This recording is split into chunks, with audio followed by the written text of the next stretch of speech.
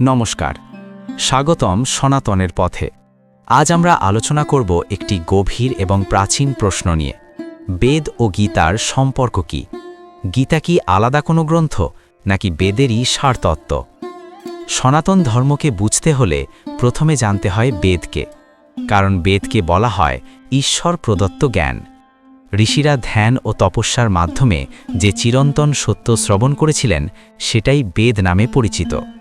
তাই বেদকে বলা হয় শ্রুতি, অর্থাৎ যা সরাসরি উপলব্ধ সত্য। বেদের অন্তিম অংশ হল উপনিষদ। উপনিষদে মূলত আত্মা, ব্রহ্ম এবং জীবনের পরম সত্য সম্পর্কে আলোচনা করা হয়েছে। এই উপনিষদীয় জ্ঞানই পরবর্তীতে সহজ ভাষায় প্রকাশ পেয়েছে শ্রীমদ্ ভগবদ্ গীতায়। গীতার মধ্যেই ভগবান শ্রীকৃষ্ণ নিজে ঘোষণা করছেন যে তার উপদেশ কোনো নতুন মতবাদ নয়, বরং প্রাচীন বৈদিক জ্ঞানেরই পুনরাবৃত্তি। গীতার ৪র্থ অধ্যায়ে শ্রীকৃষ্ণ বলেন যে এই যোগ তিনি প্রথমে সূর্যদেব বিবস্বানকে শিক্ষা দিয়েছিলেন। পরে সেই জ্ঞান রাজর্ষিদের মাধ্যমে পৃথিবীতে প্রচারিত হয়েছিল। এর দ্বারা বোঝা যায় গীতার জ্ঞান বৈদিক পরম্পরার অন্তর্গত। উপনিষদে বলা হয়েছে সর্বং খলবিদং ব্রহ্ম, অর্থাৎ এই সমগ্র জগৎই ব্রহ্মময়। গীতায় শ্রীকৃষ্ণ একই তত্ত্ব প্রকাশ করেন যখন তিনি বলেন যে সমগ্র জগৎ তার মধ্যেই প্রতিষ্ঠিত এবং তিনি সর্বত্র বিরাজমান। কঠোপনিষদে বলা হয়েছে আত্মার অমরত্ব সম্পর্কে, যে আত্মা জন্ম নেয় না, মৃত্যুবরণ করে না।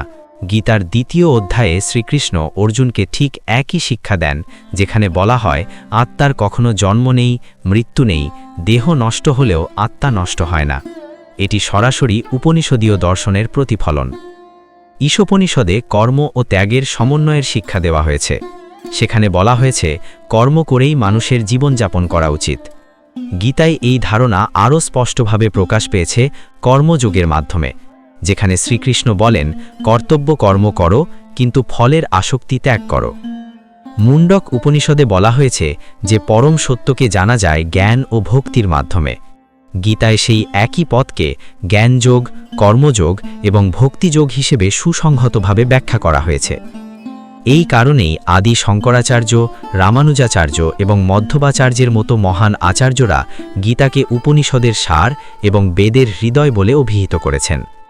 প্রাচীন সংস্কৃত প্রার্থনায় বলা হয় সকল উপনিষদ যেন গাভী, শ্রীকৃষ্ণ সেই গাভীর দোহনকারী, অর্জুন বাছুর, আর গীতা হল সেই অমৃতসম দুধ।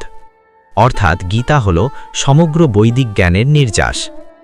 বেদ মানুষের সামনে চিরন্তন সত্য স্থাপন করে, কিন্তু সেই সত্য অনেক সময় দার্শনিক ও গভীর ভাষায় প্রকাশিত হয়। গীতা সেই একই জ্ঞানকে মানুষের দৈনন্দিন জীবন সংগ্রামের মধ্যে প্রয়োগ করার উপায় দেখায়। কুরুক্ষেত্রের যুদ্ধক্ষেত্র আসলে মানব জীবনের প্রতীক, যেখানে সন্দেহ, ভয় এবং কর্তব্যের দ্বন্দ্বের মধ্যে মানুষ পথ হারায়। সেখানে গীতা বেদের জ্ঞানকে জীবন্ত নির্দেশনায় রূপ দেয়। তাই বলা যায় বেদ হল তত্ত্ব, আর গীতা সেই তত্ত্বের জীবন্ত প্রয়োগ। বেদ জ্ঞানের উৎস, গীতা সেই জ্ঞানের উপলব্ধি পথ।